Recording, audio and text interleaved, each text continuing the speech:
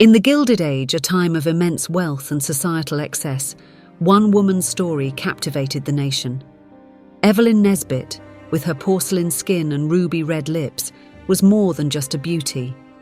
She was a cultural phenomenon, a living work of art plastered across magazine covers and the muse for artists and poets. But beneath the surface of her dazzling smile lurked a darkness, a web of manipulation, desire, and a murder that would forever etch her name in history. Born in 1884 to a struggling family in Pennsylvania, her father, an attorney, died suddenly at 40 years old. The family was left penniless and with nowhere to live. It was in this environment that Evelyn's beauty first blossomed, a beacon of hope for a family yearning for a better life. At the tender age of 14, Evelyn's life took a fateful turn when she was discovered by an artist and introduced to the world of modelling. Her striking features and willowy frame made her an instant sensation, and she soon found herself in the company of New York's elite, rubbing shoulders with the wealthy and powerful. Evelyn's meteoric rise to fame was fueled by her undeniable beauty and the insatiable appetite of the public for her likeness. She graced the covers of magazines, her image adorning everything from postcards to advertisements. Artists clamoured to capture her essence on canvas, and poets waxed lyrical about her charms. But fame, as it often does, came with a price. The young and naive 16-year-old Evelyn found herself caught in a web of desire and manipulation, her innocence exploited by those who sought to possess her. Stanford White was a renowned architect and one of New York's most influential men. Stanford White was also a 46-year-old married man, but his wealth and power allowed him to indulge in his darkest desires.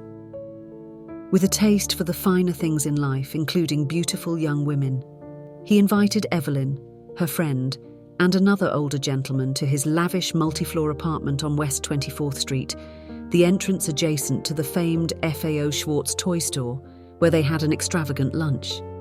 Afterward, White led them to a room decorated in green, where a large red velvet swing hung from the ceiling. He charmed Evelyn into sitting in it as he pushed her. The four of them spent the rest of the day playing games. The witty and boyish White easily won over Evelyn and her mother with his charisma and gifts, sponsoring them for a suite at the Wellington Hotel, which he furnished. Soon, White persuaded Mrs. Nesbit to visit friends, assuring her he would watch over her daughter. It was then that his true intentions towards the young Evelyn were revealed. Once her mother was out of town, White invited Evelyn over to his apartment. Sometime during the evening, he had Evelyn change into a yellow silk kimono. During the trial, Evelyn recalled that her last memory that evening was drinking a glass of champagne. She woke the next morning to find herself naked in bed next to White and blood on the sheets. Later on in her life, Evelyn realised she was a victim of date rape. However, at the time she was only 15 or 16, and so White became her lover. Their relationship slowly changed, with White becoming her benefactor and vetting potential suitors. Evelyn eventually became involved with Harry Thaw, the heir to a $40 million Pittsburgh Railroad fortune. He was a volatile and erratic man with a history of pronounced mental instability dating back to his childhood. He led a reckless, self-indulgent life and had developed a resentment towards Stanford White, believing the architect had blocked his acceptance into New York's elite social circles and preyed on young women. Through an acquaintance, Thaw arranged a meeting with Evelyn, introducing himself under the alias Mr. Monroe, while showering her with gifts and money before finally revealing his true identity. In early 1903, after Evelyn underwent surgery, Thaw convinced her and her mother to embark on a European trip to aid her recovery. However, tensions mounted, and Thaw took Evelyn alone to Paris, leaving her mother behind in London. In Paris, Thaw pressed Evelyn to marry him, but she refused, unable to accept without revealing White's assault. Enraged, Thaw interrogated her until she confessed the truth.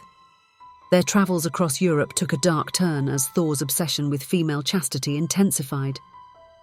In Austria, Thaw locked Evelyn in her room at Katzenstein Castle, brutally beating her with a whip and assaulting her for 2 weeks before returning to New York, apologetic yet undeterred.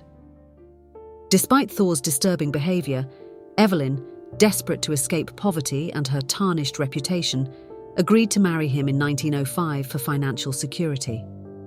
Thaw's mother agreed to the marriage on the condition that Evelyn give up modelling and never spoke of her past again.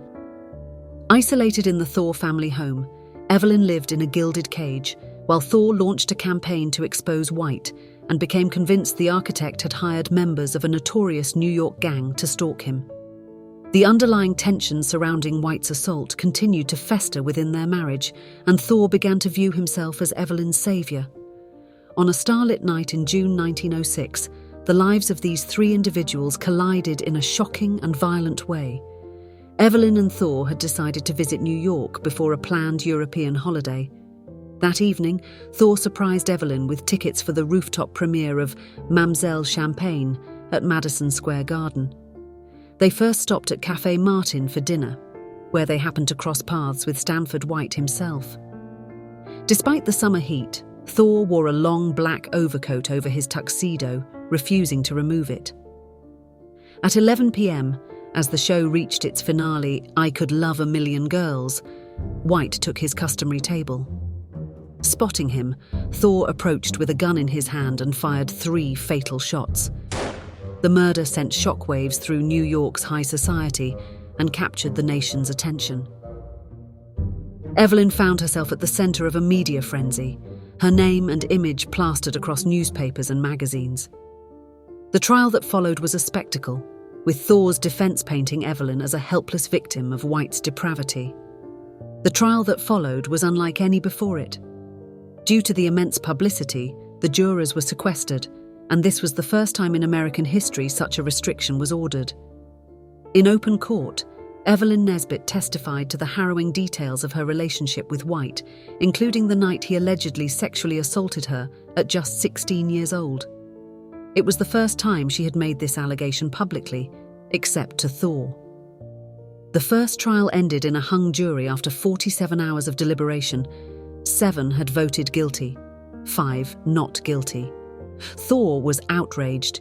He could not understand how the jury didn't see his actions as a defense of innocent womanhood. Shooting is over Evelyn Nesbit. Public sympathy is at first for victim White, but during trial, sympathy shifts to Evelyn's protector, Harry Thaw. At the second trial in 1908, Thaw again pled temporary insanity. This time he was found not guilty by reason of insanity and committed to an asylum for the criminally insane. His wealth allowed him special privileges and a team of lawyers dedicated to proving his sanity.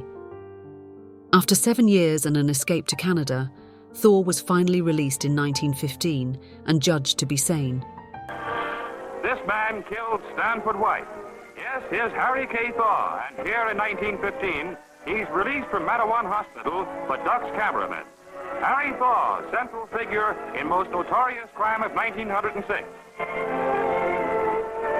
In 1910, Evelyn gave birth to a son she named Russell.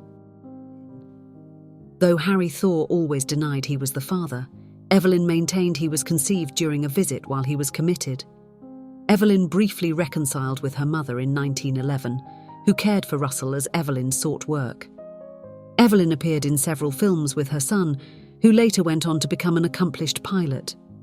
Evelyn's divorce from Thaw was finalized in 1915, but their story never stopped captivating the public imagination.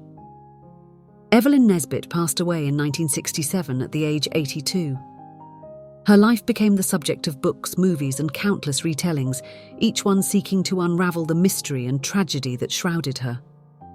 Evelyn Nesbit's story is a cautionary tale of a time when beauty was a double-edged sword. It raises questions about power, manipulation, and the price of fame. Was Evelyn a victim or a manipulator herself? Did her beauty open doors or lock her in a gilded cage? Today, Evelyn Nesbit's legacy remains an enigma. She was a muse, a symbol of an era, and a woman caught in a web of circumstance. Her story continues to fascinate because it reflects the complexities of human desire, ambition, and the enduring power of a scandal that forever changed the course of her life.